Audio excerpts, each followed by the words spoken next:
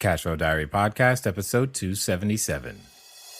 Welcome to yet another exciting episode of the Cashflow Diary Podcast, the podcast that teaches you insider tips, tactics, and strategies for creating leverage streams of cash flow into your life. Learn from top-performing entrepreneurs, business owners, investors, and thought leaders from across the globe as they share their secrets to success.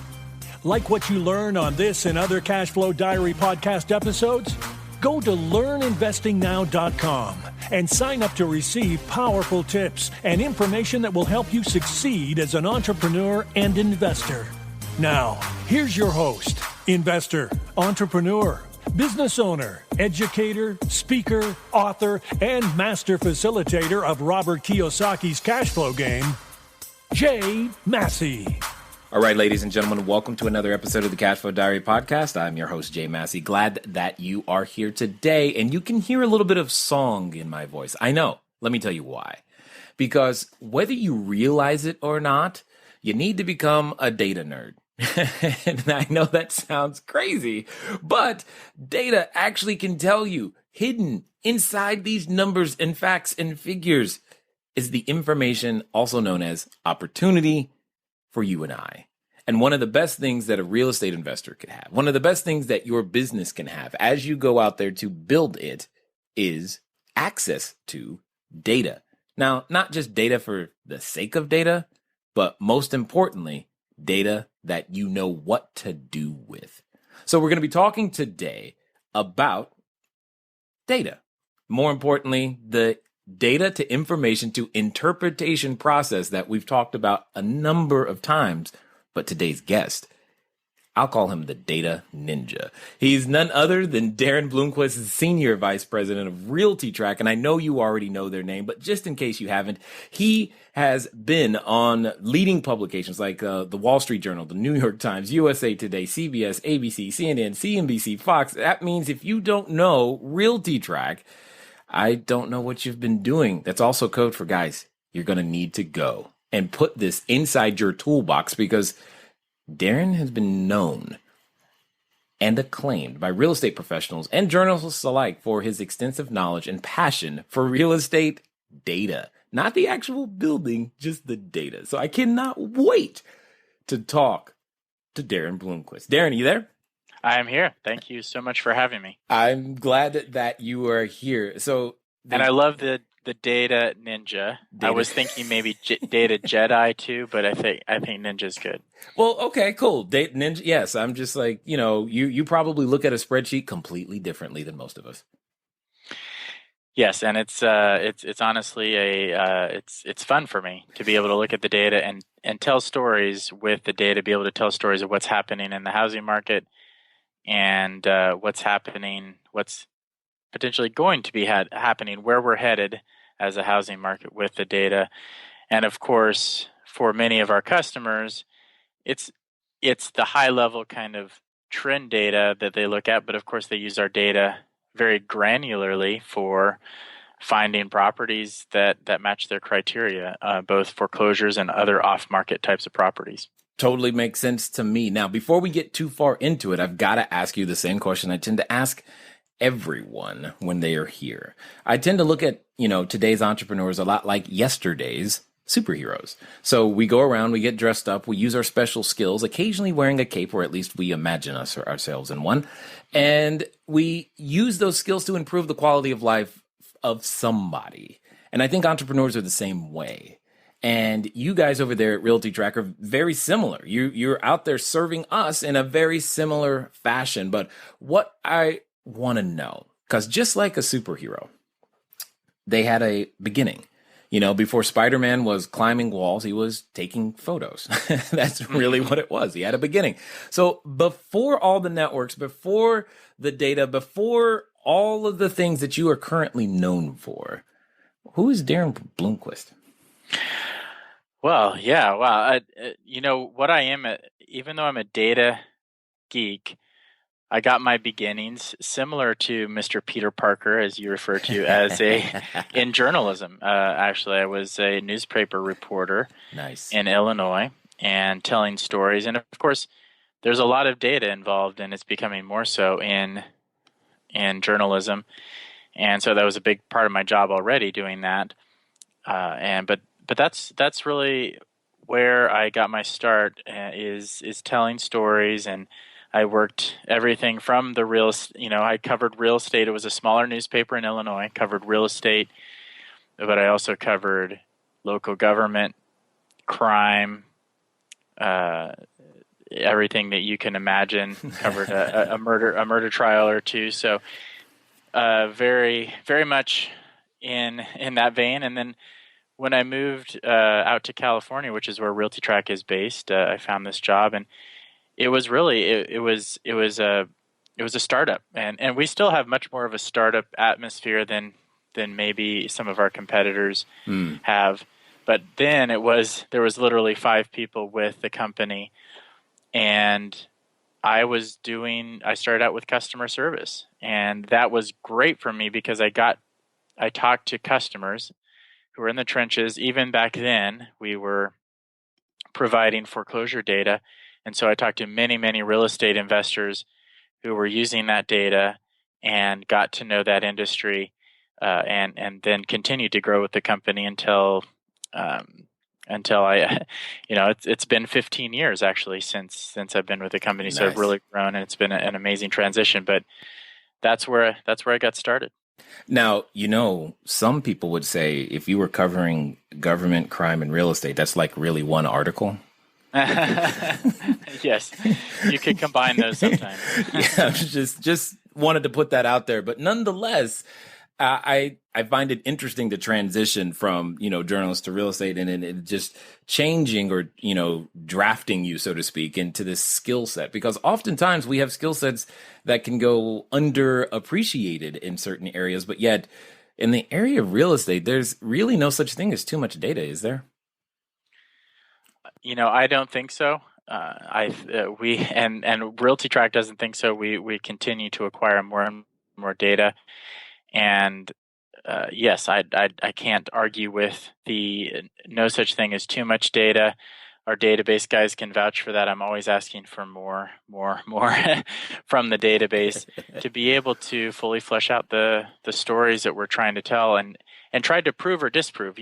One of the things that we really want to stay true to at RealtyTrac is not having a vested interest in, not having an axe to grind in the real estate market, but being transparent. And really that's started. And that also is grounded in my ethic as a journalist, is you want to tell what the true story is. It's not about spin.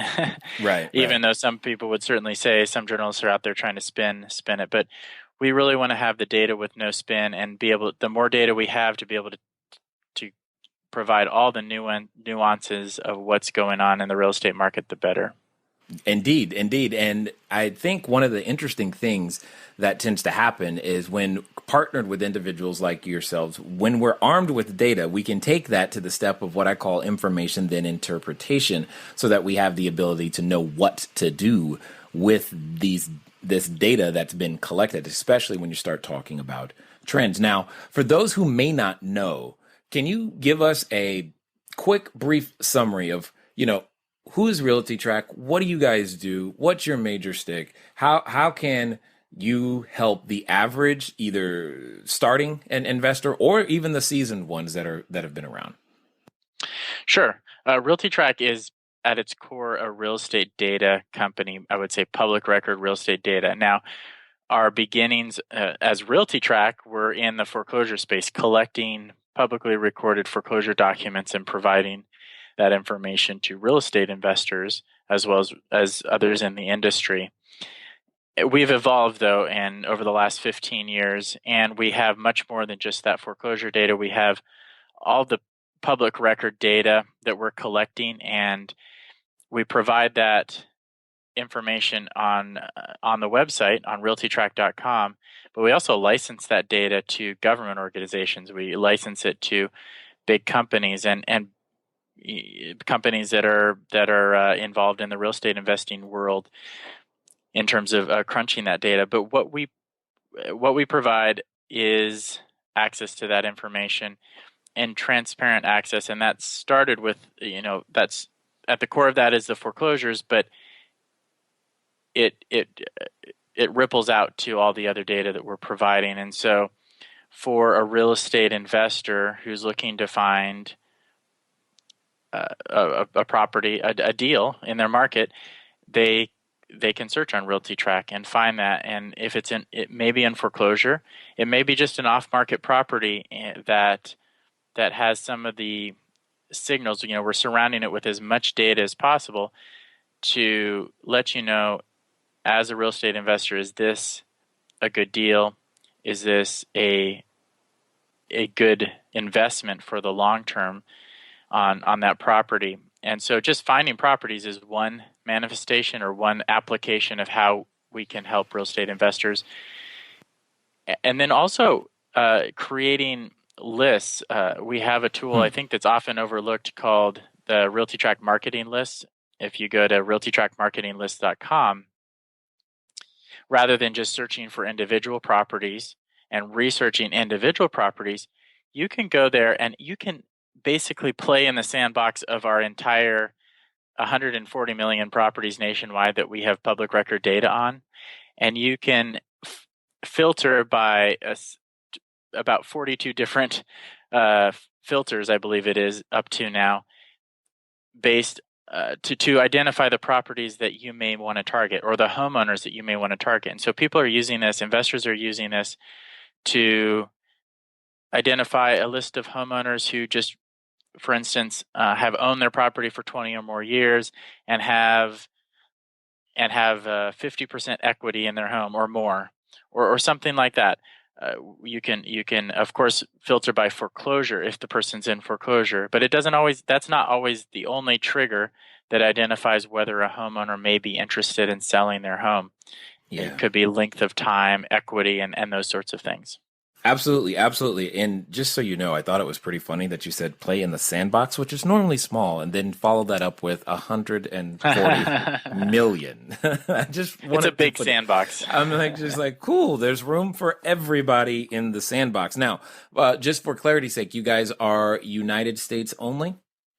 Yes, that's correct. Okay, got it. So but that doesn't mean those individuals internationally can't still use the service to purchase or at least research and property over here, correct? Yes, absolutely. The data is United States only, but we definitely, and we've actually seen a rise in our customers coming in from outside the U.S. and looking to invest in U.S. real estate. Yeah, I can imagine that would be the case. In fact, I've got some questions from our community that I would love to float your way, and we'll get to those in just a moment. However, again, for clarity's sake, are you guys primarily single family, multifamily? What if I'm looking for commercial? We have it all in terms of the property data. I think we're probably known the best for some of the reports we put out are more focused on the residential market. However, the commercial data is part of the data set we have. It's part of what you can access and search for on our website, as well as you can create those marketing lists. And one of the filters is property type, so you can identify pretty specific types of commercial property if you wanted to within that environment. Now, I'm going to be completely selfish with this next question because it's a personal interest of mine. And, well, I've got the microphone. So what it comes down to is I've managed to purchase a cell phone tower, and I love the idea of having such a thing. I'm just curious if that's one of the subsets that you guys ever track in any way, shape, or form. That's very interesting, and honestly, I don't know. That's not one I've seen in the data. I might be able to answer that by the time we go on to other topics. I can maybe come back to that and look at our data while we're talking here and see if that's one of the filters. Yes, that would be beautiful. What I have access to is these wonderful things called data cubes, where I can go in and it's a direct connection to our data warehouse, where I can go in and play in my own little sandbox, and So I may be able to answer that question for you by the end of this conversation. Okay, that's cool. That's cool. Now, when it comes to some of the trends, what do you say, or what would you say you're seeing as the major overarching thing that's happening, say, in just the single family? Let's just talk single family for a moment. And what would you say are some of the trends that you're either seeing nationwide, or are there any particular areas? Because you knew this question was coming. Are there any particular areas that are sticking out, like, something interesting is going on here, whether that's up or down? It's just interesting. Yes, and I would say that from my experience going through what we've been through in the last 15 years, and Right. some people have been through many more cycles, but the housing market goes in cycles. And right now we're in a good place from a macro market perspective nationwide, where we're seeing a lot of kind of return to normal. A lot of the trends that we're seeing are kind of returning back to the middle of the road.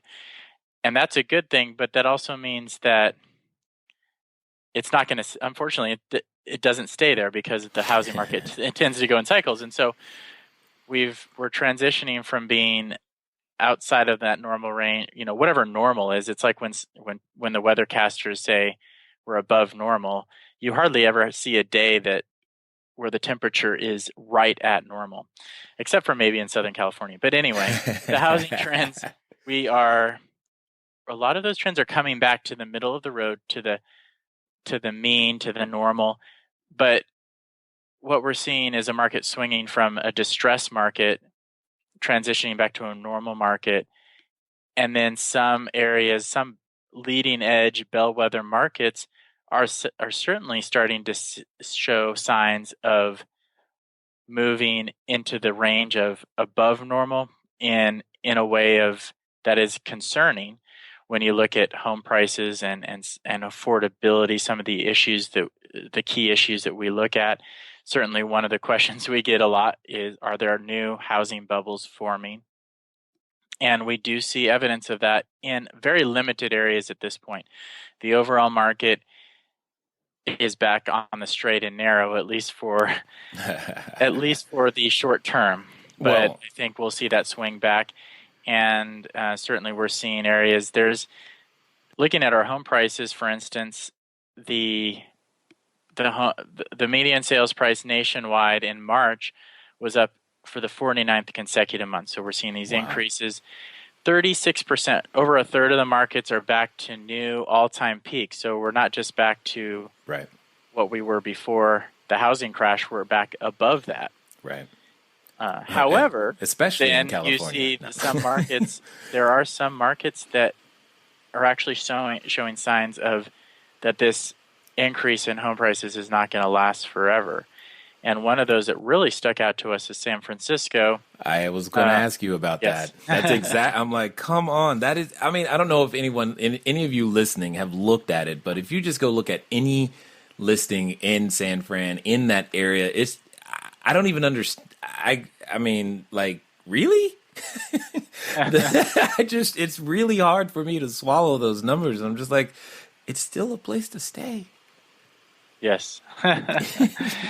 Yeah, absolutely. And I think the reality check is coming soon for San Francisco. Although we'll probably see, in general, things get, because this is a free market, things tend to overdo it.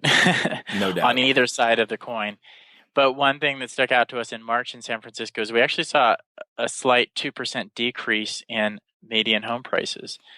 And this is in the overall San Francisco metro area, not just the city of San Francisco. And that stood out because that was following 47 consecutive months of year-over-year decreases in home price appreciation. Right. And I think we're going to continue to see some markets. Certainly, there's quite a few markets that have moved from double-digit appreciation to single-digit appreciation. And I actually think that's the best case scenario, because home prices have risen so quickly over the past few years that either they have to self-correct and possibly see some slight decreases like we're seeing in San Francisco. If we don't see that, then we're going to be clearly into bubble territory in some of these markets very soon. Indeed. Now, one of the things that we get questions about specifically is like who is buying these houses. More importantly, what are the millennials doing, and when are they going to move out of mom's house and go? Like when are they going to move out and actually get their own building? Now, me as an apartment guy, I'm happy with them right now. I'm happy with where they're staying, but I know many of our listeners want to know when they're going to leave. Right. Yes, and that's why I think apartments are great. Single family, the pull play into single family rentals is a good play for investors, because when those millennials are finally ready to move, that's another exit strategy, is to sell those properties rather than continue to rent them out. However, that's another topic. I think this has largely been an real estate investor driven recovery. We are still seeing home ownership rates that are at or very near their record lows. Now, we did see a little bit of uptick in the under 35 home ownership rates last year, but that really hasn't continued. And so millennials, the under 35 category of home ownership rates, they are the farthest off from whatever is considered normal of any age group. And if you extrapolate the Census Bureau numbers on that, we're talking about over 5 million millennials who in previous generations would have been homeowners at this point, who are not homeowners. And that is driving the strong rental market. We're seeing some slight indications that, at least in some markets, there is an increase. One of those is we look at FHA buyers who are using FHA loans to purchase homes. Mm-hmm. And we have seen a slight uptick in that. There was a 7% increase in the share of FHA buyers year over year in the first quarter, and that's good. And that was the 7th consecutive quarter where we've seen FHA buyers as a share of all buyers go up. And that's, I think FHA buyers are a good proxy. They're not all millennials, but many of them are going to be those first-time home buyers who are millennials. So we're starting to gradually see that. And in certain markets, we're seeing a bigger increase in those FHA buyers. Those tend to be the more affordable markets, not on the coasts, not so much in Orange County or Brooklyn, New York, but more like places like Nashville and Des Moines and even Baltimore actually saw a big increase. Philadelphia, some of these markets that, Baltimore and Philadelphia are interesting because they're lower price markets that are within striking distance of job centers. You hear more about the millennials being willing to take the train into New York, and even it's a 55-minute train ride. But Philadelphia is so much more affordable, and Baltimore is similar. You can take the train into D.C. for a job, but Baltimore is extremely affordable, and so those are the kind of places where we've seen the increases in the FHA buyer, the most dramatic increases in the FHA buyers. Got it. In 2016. So with that 7%, do you happen to have an idea of how many originations that would be? I should know this number off the top of my head, but I don't know the raw number of originations. Again, I could probably get Of course you can. that for you by the end of this conversation. But we're talking, it's I can give you percentage wise. We're talking of all home sales that are happening and not including, actually this does include cash sales. So it's of all home sales, it's about 17% of all home sales that are FHA sales to FHA buyers. That's a pretty significant percentage. It is, and you'll see, and that's nationwide. In certain markets, you'll certainly see higher percentage increases in those FHA, or not, higher percentage increases, but also higher just percentage of all sales, getting more into the 30% range, which is probably where ideally, at least historically, what we would consider normal for a market is to have about 1/3 of the buyers be those first-time home buyers. All right. Is your head exploded yet? You've got all of this data coming at you, and there's more. But that's okay. Here's the thing. The main thing I wanted you to focus on is what I call the data to information to interpretation process, also known as DIP. Why is this important? Because you can collect data all day long, but understanding what it means and what to do with it, that's a completely different story. If you want to be able to get to that point to where you know when to buy, when to sell, how many to buy, how many to sell, what to do based upon the information you see in your newspaper, I think a great place for you to start is going to be a complimentary copy of my book, Cashflow Diary, 10 Steps to Creating Wealth in Any Economy. All you got to do is go to cashflowdiary.com/free book. Cashflowdiary.com/free book, and you'll be able to get a copy. And for those of you who are, of the audio nature, there's actually a special discount behind that will give you the opportunity to get the audiobook at a discount. Now, in the meantime, let's get back to the rest of this story. Okay, so let's stay out of the area of prognostication for a moment, but let's just look at those two numbers, 17 versus 30, 17 versus 30.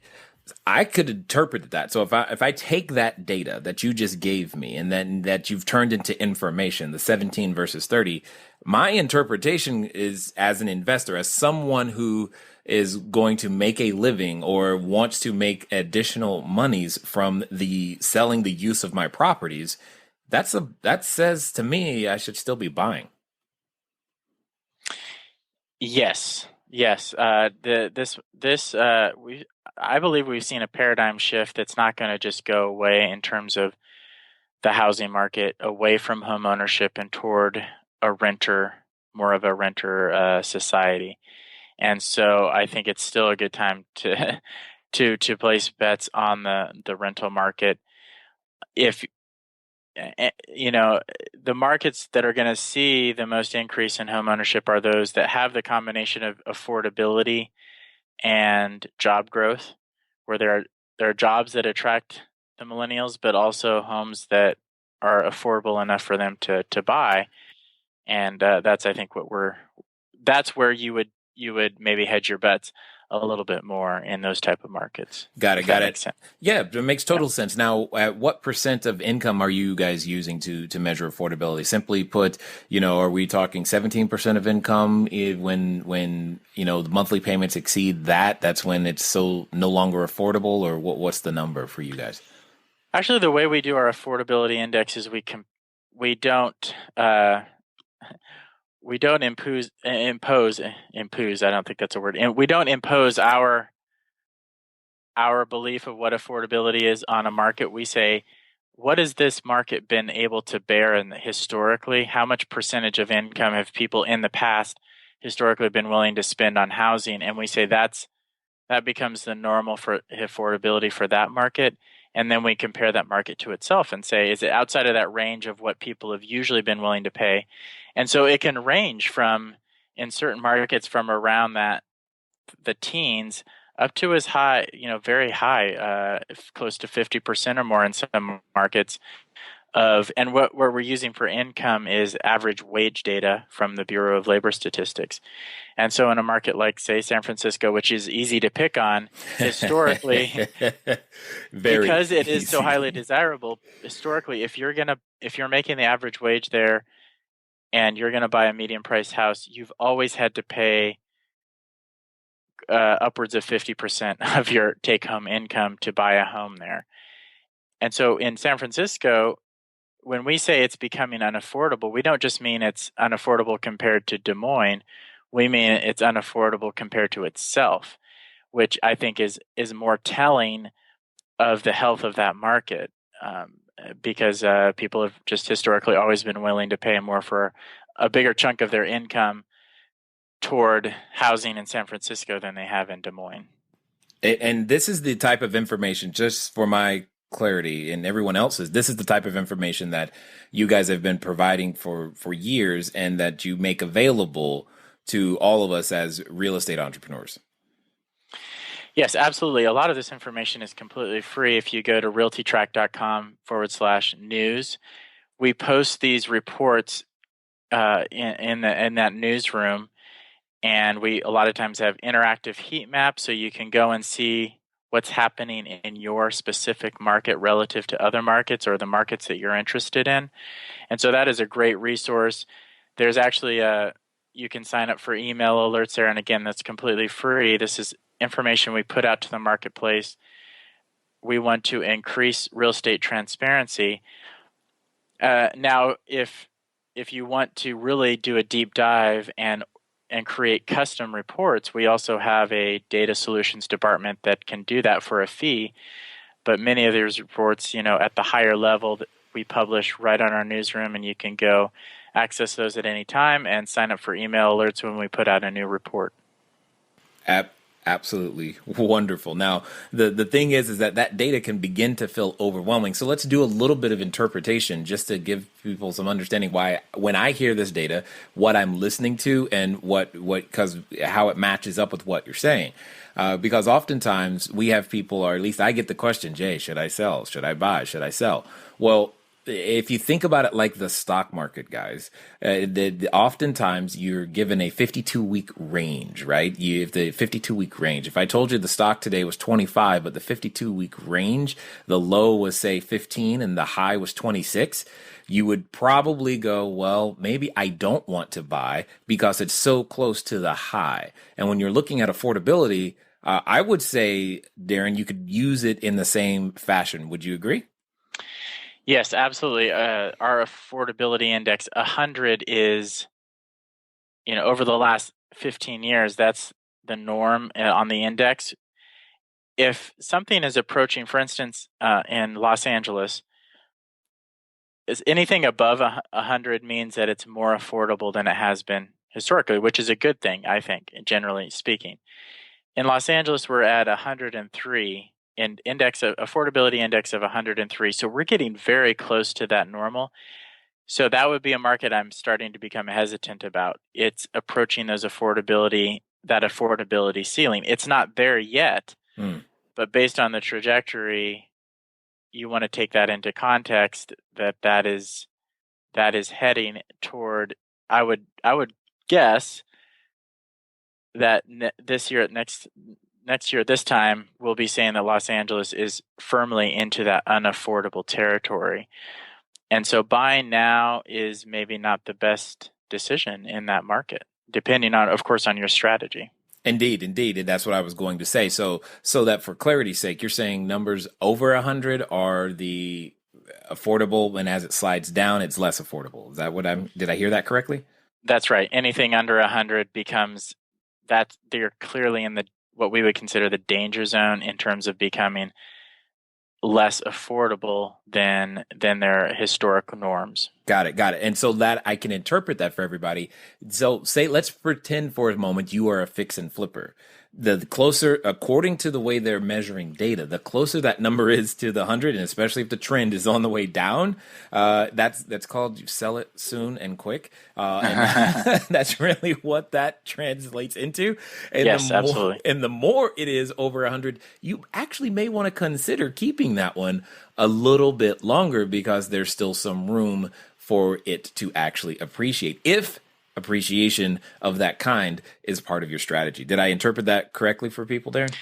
Yes, I think so. Yeah, it's as affordability worsens for buying a home, there's going to be more upward pressure on rents because more people are not going to be able to afford a home and are going to stay in as a renter. And so holding on to a property that you already own at that point is probably a good thing as long as you're in it for the long term. Right. Unless you just want to cash out and say, well, another sign as we hit that affordability ceiling, there's a good chance that we could see the home prices and home values flatten out and even go down. And so if you are concerned about that, it may be a good time to sell. But overall, I would say it's a good time to hold at that point in it's a hold market as opposed to a buy market or a sell market even. Indeed, indeed. Now, some other investors that I'm aware of are concerned about, institutionals, what the REITs are doing, hedge funds, etc. What would you have to say, or do you have any visibility into their activity? We do. And actually, just one quick statistic to give you some hard numbers here on the affordability. We looked at 456 counties nationwide on affordability, and out of those 456, we show that 93% or 93 of them out of the 456, which turns out to be about 20%, are below that index of 100. So there are certainly markets where we're starting to see this happen. About 1 in 5 markets that are below those historic affordability standards. So I just wanted to point that out. In terms of the hedge funds, we track something that we call institutional investors. These are entities that are purchasing at least 10 properties in a calendar year. And that's a fairly low threshold, but... hold on. Yeah, did you say 10 properties in a calendar 10, year? yeah, 10. I might qualify in certain years. Yeah, you might be an institutional investor, so it's not necessarily... Okay. These aren't just the big guys, but they're the folks who are... are on the higher end of I guess the mom and pop investors, definitely. Sure. And when we look at that particular metric, I just want to give you the exact methodology there. We're definitely seeing fewer acquisitions by that group, and we're down to in the first quarter of 2016, 2.6% of home sales went to these institutional investors, and what we classify as institutional investors, and that's down. It was as high as 9% of all sales back in 2013, so that has come down. In terms of some of the bigger guys, especially, we can dig into the data and see the actual names of some of the biggest institutional investors, and those would be the Blackstones of the world, the American Homes for Rent, the Waypoint folks, and we're definitely seeing the numbers of their acquisitions go down, although what we're not seeing is necessarily them unloading a lot of properties at this point. You somehow knew I was about to ask that. That's always the question we get next. It was locked and loaded, and there he went. So that's good. That's good. But hopefully everyone is beginning to understand as you listen to Daren and I talk, why your understanding of data is important. It's paramount for you to be able to make somewhat educated decisions. In fact, Daren, if this was the stock market, you guys would be illegal because this is all inside information. It feels like in so many different ways. Wow, you just made me feel kind of guilty. But that's still great. I guess that's true. But yes, this is all public record data, right? But yes, it's information you may not be able to get on a publicly traded stock. That's for sure. Yeah, I was actually saying that because it's one of the advantages in my opinion, when it comes to, how you quote unquote beat the investor next door, how you get to the deal the fastest, or how you recognize certain areas in marketplaces is simply because you take data that's provided, and as you said, it's public record. So it's not like it's a secret. It's that, hey, did you even take the time to go look? And if you didn't take the time to go look on your own, you guys exist to aggregate that data, help us at least get to the data and get to the data at a minimum. You produce some information, then it's up to us to figure out, okay, does that mean I should buy, sell, hold, lease, flip? What do I do? Those types of things are still there. What would you Absolutely. say? What would you say is your most challenging? I mean, as I think about it, I'm just like, I have enough trouble keeping up with the few markets that we're in. I'm like, how on earth do you guys manage to keep up with all? I mean, it's just, there's so much that comes in, especially today's, 24-hour news cycle, Twitter world. How do you guys do that? Well, we're certainly not doing as deep of a dive as an investor like yourself would be doing. And so that's the difference here. We're looking at a high level. And I think what you said earlier is very true. We don't try to put too much interpretation on the data. we put some interpretation on there, but we want the data to speak for itself, and it's going to apply different ways to different investors who have different strategies. And so we're not trying to become experts in every strategy, and we're not trying to become experts in every market. We're trying to say, here's the high-level data, and then the markets that you're operating in, you'll take that and dig into those few lines of data. You're not going to be looking at the whole list of 400 markets necessarily. No. And you're going to be right, and you're going to be saying, what does this mean for me? And we try to provide the information and by the way, we always appreciate feedback about relevant data points that investors would like to see. We've adjusted some of our reports for sure over the past few years based on investors saying, "Oh, I'd love to see what is happening here, what is happening there." One of the things just recently, just to give you an example, is we got feedback on. We want to know what percentage of properties selling at the foreclosure auction are going to third parties, and we have that in our data, but we never really focused on that in our reports. And so I looked at that recently. It was actually very interesting. We're seeing, at least to me as a data geek, that we're seeing patterns even though the foreclosure auctions are much lower than they were in the last few years, there's a much higher percentage of properties selling at the foreclosure auction that are going to investors rather than going back to the bank. And that's a similar pattern to what we saw right before the last housing bubble. I don't know for sure if that is certainly it's too early for me. It's just a new data set I've looked at as to whether that is a sign that that we're entering another bubble. But it's certainly a sign that investors are much more confident in this market and we're willing to speculate on buying properties at the auction much more than they were just a few years ago. Indeed. And it does make a ton of sense. So I've got a question that I think you are uniquely qualified to answer, because I know there's someone out there who's struggling with this right now. And I just got to hear what you have to say, man. All right. So there's a certain person, there are certain individuals out there right now who are in and of themselves in this state of constant, I need more data before I can write an offer. I need to know more. I can't write an offer yet because you know what? I need to know what the utility bill is on the third Wednesday after the 4th of July. And once I know that, then I'll be ready.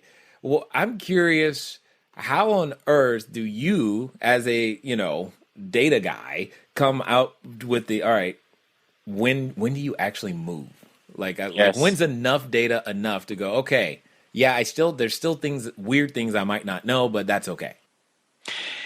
I think that's a great question, because earlier you asked me, is there such a thing as too much data? And from my perspective and what I'm doing, the answer is no.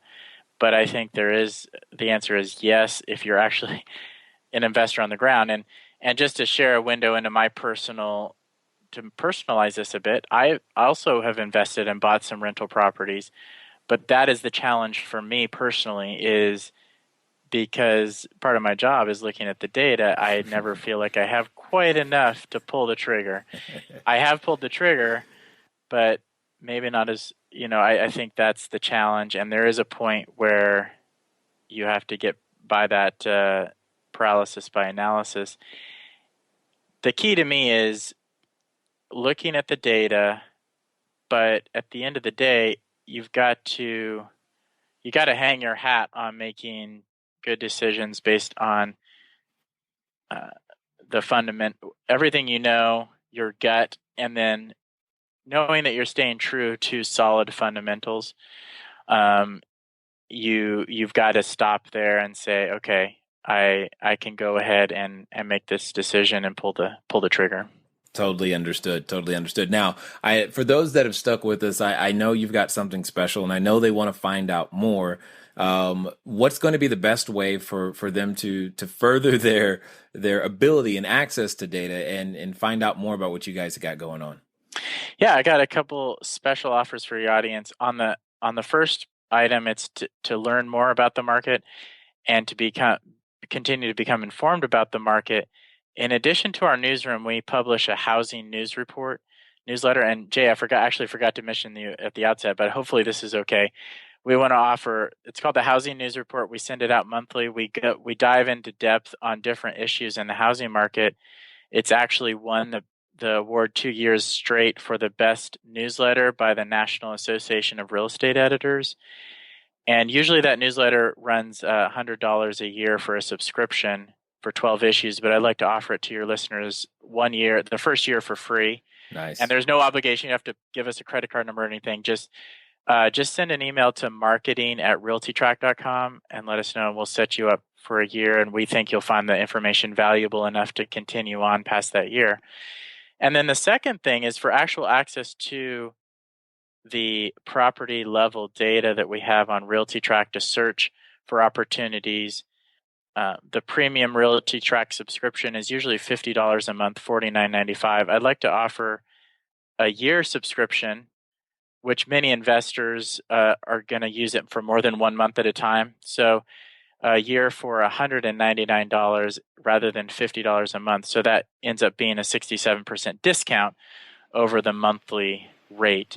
And again, you can send an email to marketing@realtytrac.com to take advantage of that offer. And we'd love to offer that to your listeners. Yeah, I'm sure many of them are accepting as we speak. So that's awesome.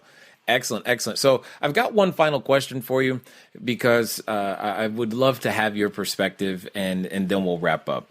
Right now, here's what I know to be very, very true, Daren, is that there's someone who's likely standing in front of the superhero outfit store. They're thinking, I want to do this entrepreneur thing, but, do I wear a cape? Do I have a mask? They've got, decisions in front of them. But more important than those decisions, they have this voice in the back of their head.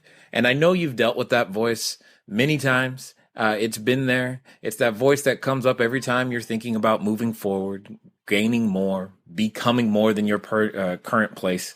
And it speaks so loudly from time to time. What I would like to know is, let's pretend for a moment that the person listening who's having that voice in the back of their head would actually do exactly what you said in the next 72 hours. What would you tell them to do? Oh, wow. Yeah, that feels like a big responsibility, but yeah, in the context of what we're talking about, I think you need to just take the next step, and maybe that sounds cliche, but a lot of our customers, and I think a lot of your listeners, they see the end goal, or they have at least a vague idea of where they want to be.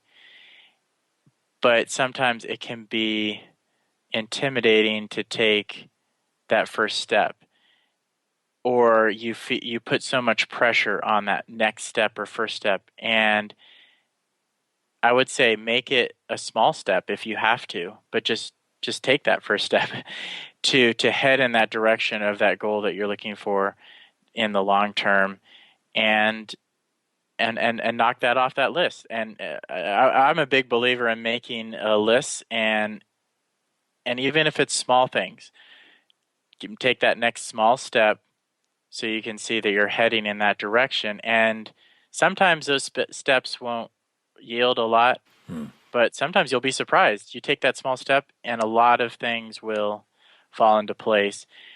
So sometimes you have to take a series of steps before that happens. But that would be the thing, is take at least one concrete step in that direction, even if it's a very small step.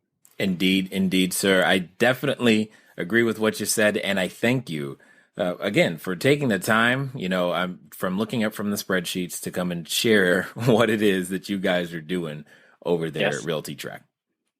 Thank you so much for having me, Jay. All right, ladies and gentlemen, you know what time it is. It's time for you to move at the speed of instruction. What does that mean? You know good and well you need that marketing report as well as the data. So go make that happen. It is not that difficult. More importantly, he or she, armed with this information, has an advantage at the closing table. So just imagine what you could do with that data properly interpreted in your marketplace.